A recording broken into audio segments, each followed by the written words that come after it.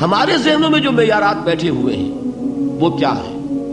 کامیابی پیسے سے ہے، کامیابی جائیداد سے ہے، کامیابی کاروبار سے ہے، کامیابی شہرت سے ہے، کامیابی اقتدار سے ہے. یہ معیارات ہیں. جو جتنا دولت مند اتنا کامیاب، جو جتنا مشہور اتنا کامیاب، جو جتنا پاپولر اتنا کامیاب، جو حکومت پر پہنچ گیا کامیاب، جس نے بڑا کاروبار جما لیا کامیاب، جس نے بہت جائیداد بنا لی کامیاب. یہی ہے اصل میں ساری بس کی گانٹھ. جو تصور کامیابی کا ہوگا اسی کے مطابق آپ کی بھاگ دوڑ ہوگی، اسی کے لیے جد و جہد ہوگی، اسی کے لیے توانائیاں صرف ہوں گی، اسی کے لیے دن رات کی مشقت ہوگی. یہ ہے اصل شے جس کی یہاں نفی ہو رہی ہے.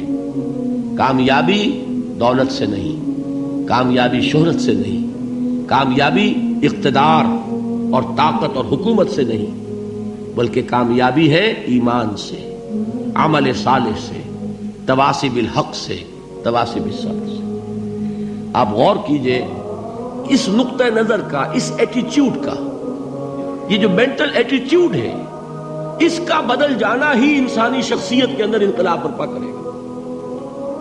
اب آپ کا نتیجہ کیا نکلا؟ اگر تو دولت سے کامیابی ہوتی تو قارون بہت کامیاب تھا، اگر حکومت سے کامیابی ہوتی تو فرعون اور نمرود بہت کامیاب تھے. کامیابی ان سے نہیں ہے. کامیابی انسان دولت میں قارون کی دولت تک پہنچ جائے اور دنیا میں دبدبہ اور اقتدار اور سلطنت اور حکومت کے اعتبار سے وہ نمرود اور فرعون کا مقام حاصل کر لے، وہ ناکام ہے، خائب ہے، خاسر ہے، برباد ہے. اور ابو ذر غفاری کامیاب ہے، چاہے ان کے پاس کچھ نہیں تھا، جھونپڑی تک نہیں تھی، کوئی گھر نہیں تھا. حضور نے فرمایا ہے اللہ کے کچھ بندے ایسے ہوتے ہیں جو کسی محفل میں جانا چاہیں تو انہیں اجازت نہ ملے، جو کہیں اگر رشتہ کرنا چاہے کوئی ان سے رشتہ کرنے کو تیار نہ، کہیں کوئی سفارش کرنا چاہے تو ان کی کوئی بات ہی نہ سنے. لیکن اللہ کے ہاں ان کا وہ مقام ہے کہ اگر بھولے سے بھی کسی بات پر قسم کھا بیٹھتے تو اللہ ان کے قسم کی لاج رکھتا ہے. یہ ہے فرق. یہ جان لیجیے اچھی طرح. اس بات کا مان لینا آسان، اس پر سبحان اللہ کہنا آسان، لیکن اس کے مطابق آپ کے اپنے ذہن کا بدل جانا بہت مشکل. اس لیے کہ ہم متاثر ہوتے ہیں اپنے ماحول سے. وہ بڑا محل ہے، دیکھ کر ایک دفعہ جھجری آتی ہے، وہ بڑی سی 20 فٹ لمبی کار سناٹے کے ساتھ آپ کے پاس سے گزر گئی. ایک دفعہ اعصاب کے اندر ارتعاش ہوتا ہے، محسوس ہوتا ہے بڑے یہ نصیبے والے لوگ ہیں، بڑے خوش نصیب، بڑے کامیاب. حالانکہ کچھ معلوم نہیں کہ یہی سب سے بڑی بد نصیبی ہو سکتا ہے کہ یہی سب سے بڑی ناکامی ہو. اگر ذہنوں میں یہ بات بیٹھ جائے کامیابی کس شے سے.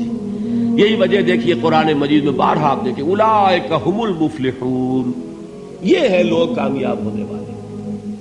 آج یہ آپ نے نماز میں وہ آیات سنی، یا ایھا الذین آمنوا ارکعوا واسجدوا واعبدوا ربکم وافعلوا الخیر لعلکم تفلحون.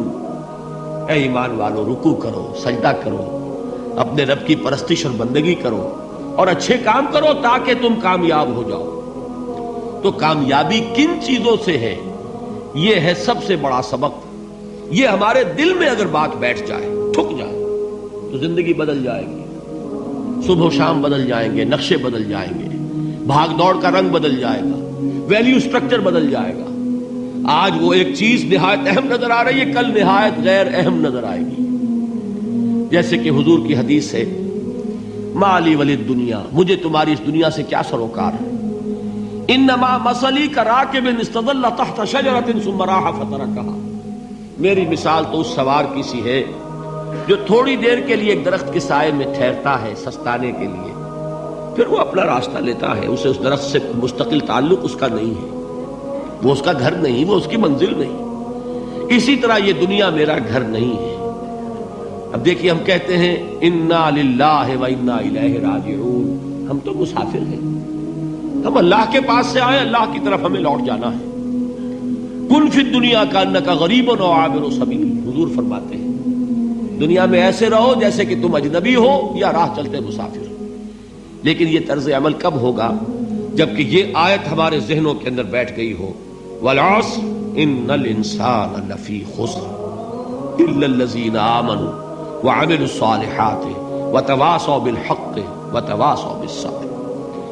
یہ ہے اصل بات جو میں نے عرض کیا تھا کہ میں بتاؤں گا صحابہ کیوں ایک دوسرے کو یاد دلاتے تھے.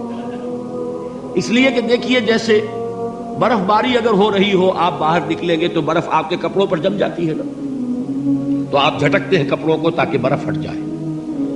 ہمارے ایمان پر اس دنیا میں رہتے ہوئے جب ہم متاثر ہوتے ہیں ماحول سے تو گردہ آ جاتا ہے، برف پڑ جاتی ہے، اس کو جھٹکتے رہنے کی ضرورت ہے.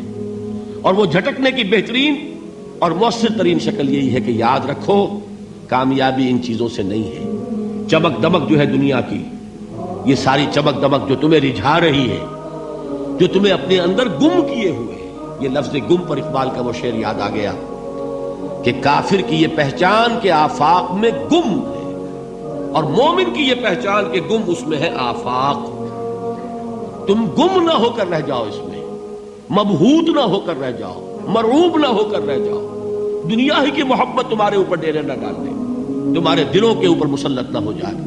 لہذا تازہ کرتے رہا کرو والعصر ان الانسان لفی خسر الا الذین آمنوا وعملوا الصالحات وتواصوا بالحق وتواصوا بالصبر. پھر یاد کر لو، پھر تازہ کر لو اپنے اس یقین کو کہ کامیابی دولت سے نہیں، کامیابی ثروت سے نہیں، کامیابی اقتدار سے نہیں، کامیابی شہرت سے نہیں، کامیابی جائیداد سے نہیں.